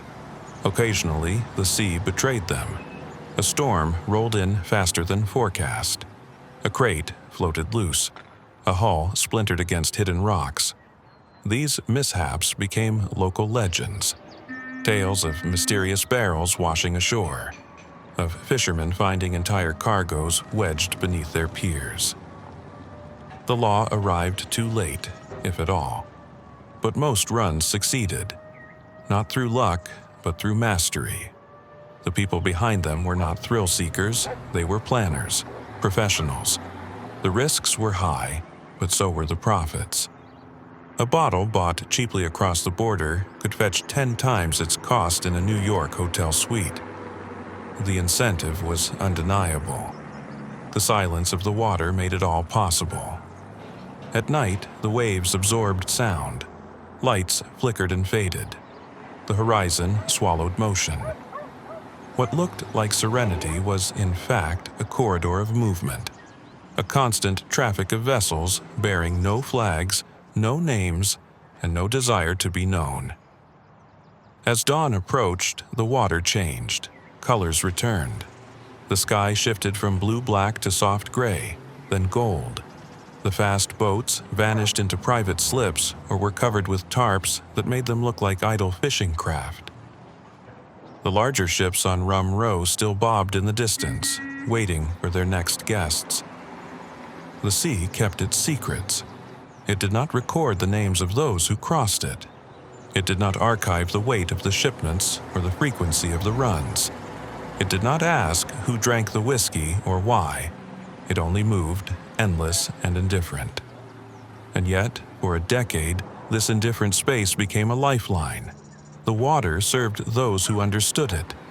It offered passage to those who dared.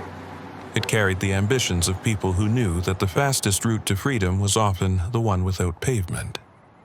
When the waves grew calm and the light turned silver on their crests, the boats rested, at least for a few hours. But they would return again and again. The demand never ended, the water never judged, and every hull that touched the shore reminded the land that even the firmest laws can dissolve, one tide at a time. The end never arrives all at once. It seeps in gradually, quiet and unsure, like light under a closed door. Even as the law still stands, its authority begins to thin, like old paint on plaster. The edges peel first, then the middle. Eventually, the whole surface wavers. By the early 1930s, the tone has shifted. The confidence that once filled speeches and sermons has cooled into something cautious. What once sounded like moral conviction now carries hesitation. The great national experiment, Prohibition, the noble attempt to reshape society from the top down, has started to tremble under the weight of its contradictions. The cities grow louder in their indifference. Speakeasies are no longer whispered rumors, they're open secrets. Raids still happen, but with less ceremony. The public doesn't cheer for them anymore. Headlines still appear, but fewer people read them with interest. The excitement of the chase has dulled into fatigue. Even the rural stretches, the fields, the towns with steeples taller than water towers, have softened. There's a weariness in the enforcement, a recognition that the line between criminal and neighbor is far blurrier than the law admits. Too many arrests, too many stories. Too many times someone's uncle or sister or employer was caught with a bottle of something that, honestly, didn't hurt anyone. Here's the historical fact. By 1932, the call to repeal Prohibition was growing stronger. Political platforms began to shift. The economy, shattered by the Great Depression, made the loss of tax revenue from legal alcohol harder to justify. With millions unemployed, the promise of jobs in brewing, distilling, bottling, and transporting legal liquor became increasingly appealing. The federal government, once so firm in its enforcement, began to lose its grip. Agents resigned. Budgets were slashed. Prohibition bureaus merged, reorganized, or faded into bureaucratic inertia. The machinery remained in motion, but no longer with urgency. The gears turned, but slowly, uncertainly. In political backrooms and private clubs, conversations turned pragmatic. Ideals gave way to arithmetic. Numbers replaced morals. Revenue projections were charted with ink once reserved for arrests. Quietly, discreetly, deals were explored. What would repeal look like? How quickly could it happen? What could be salvaged? And here's the quirky detail. While alcohol remained illegal at the federal level, several states had already passed local laws that decriminalized possession or allowed the production of near beer and low-alcohol wines. Others simply stopped enforcing prohibition entirely. By the early 1930s, the dry map of America was patchy, like a quilt coming undone at the seams. The cultural shift wasn't loud, it was cumulative. One city stopped prosecuting possession cases. One mayor declared his town wet by policy, if not law. A newspaper published a satirical column poking fun at dry crusaders. Another reported, with an almost gleeful tone, the volume of illegal shipments entering the city. It no longer shocked, it amused. And amid this slow unraveling, people adjusted. Former bootleggers invested in cleaning up their brands.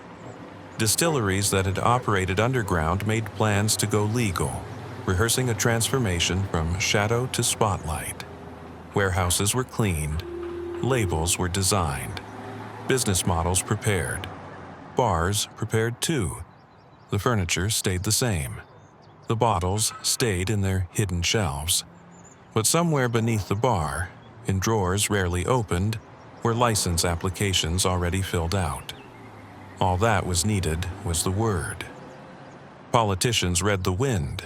Speeches were revised. Where once prohibition was championed as moral clarity, it was now reconsidered as a financial hindrance. The rhetoric softened. Enforcement became reform. Moral duty gave way to economic necessity. Fans of this era still debate whether this final chapter of prohibition was inevitable. Was it always doomed to fail, or was the timing simply wrong? Would stricter enforcement have changed the outcome, or was it public will that truly collapsed the amendment? Some argue that the law did reduce consumption, briefly. Others counter that the damage it did to the justice system and public trust was far greater. Whatever the truth, the change was visible. Not just in politics, but in posture. People stood taller when speaking about repeal. Newspapers ran op-eds that would have been considered scandalous a decade earlier. Mayors openly stated that legal alcohol would be better than an underworld built on silence and bribes. Even enforcement officers, those who had spent years chasing shadows through back alleys and darkened parlors, grew quieter. Fewer arrests, fewer chases. A sigh beneath the badge. A recognition that the tide had turned, and trying to push it back was a losing game. The cultural landscape reflected this shift. Films, once cautious about depicting drinking, began to nudge the line. Nightclubs appeared in newsreels. Celebrities, long careful to conceal their indulgences, began to be photographed with cocktails again. What had been hidden was now simply less hidden. And in the spaces that once feared the knock at the door, restaurants, parlors, hotels, people gathered more freely. The bottle was passed less anxiously. The ice was dropped with less hesitation. The clink of glass sounded less like risk and more like habit. The curtain had not yet fallen, but the stagehands were already packing up. Whispers of repeal grew louder. In December of 1932, the incoming president-elect had already signaled support for changing course. Franklin D. Roosevelt's election became, among other things, a referendum on the dry years. The public had voted with its feet, its habits, and finally its ballot. By then, the very idea of prohibition had become more nostalgia than policy. A decade of contradictions, of earnest reform and elegant subversion, of speakeasies and sermons, of law-breaking dressed in pearls and pressed uniforms. The buildings remained. The bars still stood. But the energy had changed. The fear had gone. In its place, fatigue, resignation, and, underneath it all, anticipation. The paperwork was being drawn up. Legal drafts circulated. A new amendment would be needed. The repeal had to be written, ratified, made permanent. But the momentum was there. The change had already happened in spirit, and the people, by now, were ready. They had adjusted to scarcity. They had adjusted to deception. They had memorized the rules and then quietly ignored them. But now, they prepared to return to daylight, to step back into a world where bottles could sit on shelves without apology. The end wasn't a crash. It wasn't a scandal. It was a slow exhale, the soft collapse of an idea that had grown too heavy to carry. And all across the country, in whispers and gestures, in handshakes and glances, people began to say the same thing without saying it at all. Soon. The final months of Prohibition arrive not with defiance, but with a slow settling. Like sediment in the bottom of a long-stirred glass, the nation begins to clear. The law still exists, but its presence has faded. Enforcement has thinned to a formality. What was once a national mission has become background noise, a legal afterthought against a backdrop of changing priorities. The cities, never fully compliant, no longer bother with pretense. In the most bustling neighborhoods, bottles sit in plain sight behind bars that technically don't exist. The speakeasies haven't disappeared. They've merely started leaving their doors open longer. The knocks and passwords have grown theatrical, vestiges of an era that no longer feels urgent. Menus change subtly. Beverages once listed as tonics or special teas quietly reclaim their true names. Bartenders, once magicians of concealment, begin to relearn the craft of presentation. Glassware sparkles more confidently. Garnishes return. The language of drinks, hidden for over a decade, begins to speak in full sentences again. Here's the historical fact. On December 5, 1933, the 21st Amendment was ratified, officially repealing the 18th and ending national prohibition. It remains the only constitutional amendment ever to be repealed in full. The moment arrived, not with celebration in every corner, but with a collective shrug of inevitability. By then, the law had been flouted so widely that its death felt more like a correction than a revolution. In the hours before repeal became law, certain places prepared in quiet anticipation. Cases of long-hidden liquor were dusted off. Bars removed the false backs from cabinets. Old signs stored away in cellars were pulled into daylight. Public house, tavern, saloon. Words that had once marked sin now read like freedom. The public response was muted in some places, wild in others. In cities, people lined up outside the first legal establishments. In some towns, the change arrived with the soft turning of a lock and the relighting of a long-dimmed lamp.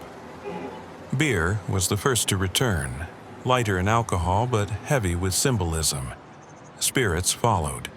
Champagne was uncorked not for weddings, but for the restoration of ordinary pleasure. And here's the quirky detail. The first beer legally served after repeal in many parts of the country was a mild lager, far from the potent spirits that defined the speakeasy era. For some, the initial taste was anticlimactic. After years of bathtub gin and smuggled whiskey, legal beer felt gentle, almost innocent. But it wasn't the taste that mattered.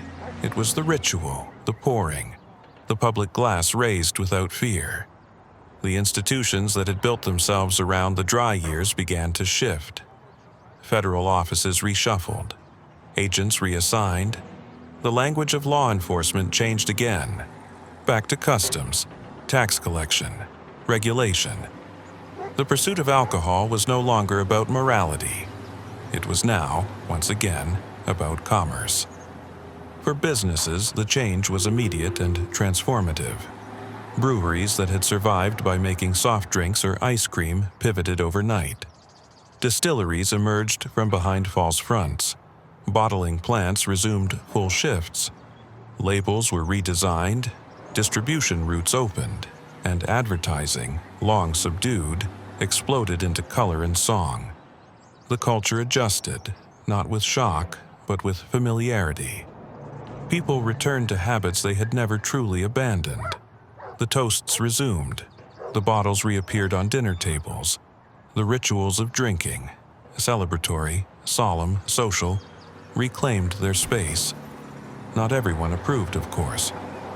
But the voices of dissent were now fewer and fainter. Fans of this era still debate what Prohibition ultimately accomplished. It did reduce alcohol consumption, especially in the earliest years. It did inspire reform in some corners of society, but it also reshaped the relationship between the public and the law, deepened organized crime, and strained law enforcement beyond its breaking point. For a generation, Americans had lived with a gap between law and behavior, a space filled with improvisation, deception, and quiet rebellion. That gap didn't vanish with repeal, but it did shift. Trust, once fractured, would take time to mend. The physical remnants of Prohibition lingered. Secret compartments in old bars, hollow walls in mansions, hidden staircases leading to shuttered rooms. In some places, old liquor bottles were found decades later, tucked behind fireplaces or buried in gardens. Ghosts of an era that had reshaped everything. But the emotional remnants were harder to categorize. A particular kind of resilience, a practiced discretion, a knack for finding workarounds when systems failed. These became part of the American personality during the dry years, and in many ways, they never left. As the country exhaled, the narrative of Prohibition shifted from active policy to collective memory. It became a subject of books, films, folklore. A cautionary tale, a punchline, a symbol of good intentions gone awry. A decade of tension wrapped in glamour and contradiction. The places once filled with whispers were now filled with light. Jazz clubs played openly. Dinner parties ended with a glass of brandy offered without hesitation. Churches and temperance leagues continued to preach moderation, but their influence had waned. The pendulum had swung. And yet, the ending felt less like a conclusion and more like a transformation. The prohibition of alcohol had failed, but it had exposed deeper questions about governance, freedom, control, and the nature of vice. It had shown how quickly laws can crumble without public support, how innovation thrives under pressure, and how culture often outpaces legislation. What had been hidden in basements was now poured in broad daylight. What had been whispered in codes was now printed on menus. The rituals remained. The glass raised, the clink, the sip, the pause between words. And across the country, people adjusted again. Some celebrated, some mourned, some simply moved on. But the story lingered, in song, in smoke, in memory. The dry years were over, and in their wake, a country remained, still thirsty, still complicated, still learning how to balance its desires with its disciplines.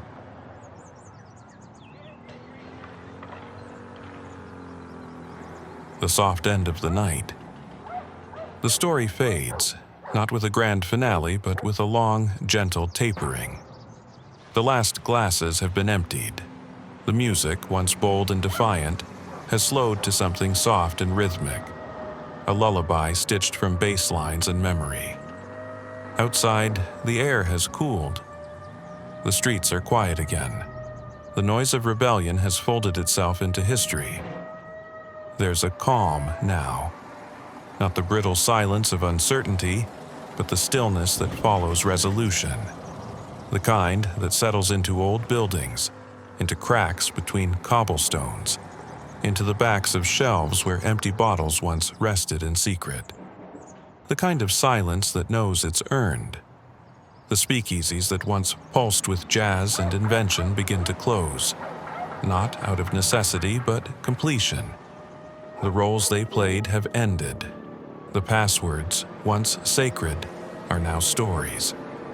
The bartenders who poured both drinks and discretion return to daylight with hands still practiced and eyes a little older. The furniture remains.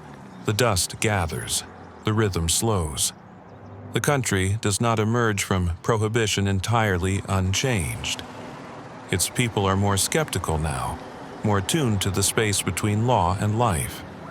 They've learned that compliance and defiance are not opposites, but neighbors. That morality legislated can become morality negotiated. That community adapts faster than government. And so, the curtain falls gently. No applause, no encore. Just the slow dimming of the house lights. Here's the historical truth that lingers. The end of Prohibition was not the end of America's complicated relationship with regulation, reform, and vice. It was simply a shift in the script, a new act in a longer play. But for a time, 12 years and change, a single amendment tried to reorder desire and discipline. And in doing so, it revealed how deeply the two are intertwined. In bedrooms across the country, sleep now comes easier. Not because the world is perfect, but because a strange contradiction has resolved. The breath held for over a decade has finally been released.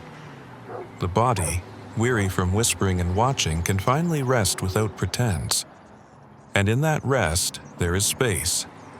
Room for reflection, for laughter remembered, for old songs playing faintly in the back of the mind. The kind of song that swings gently as you drift. The kind that hums you toward dreams. So lie back. Feel the softness of cotton beneath your fingertips. Let the hush settle over your shoulders like a borrowed coat. Outside your window, the night is long and kind. There's no need to move, no knocks to answer, no names to remember. The streets are still. The moon is high, and history, for now, has finished speaking. Let yourself drift. Let the past become a shoreline, receding. The laughter grows faint. The music curls into silence. And the final bottle, long emptied, becomes just another vessel, now filled with nothing but light. Sleep now as the years turn their final page. Sweet dreams.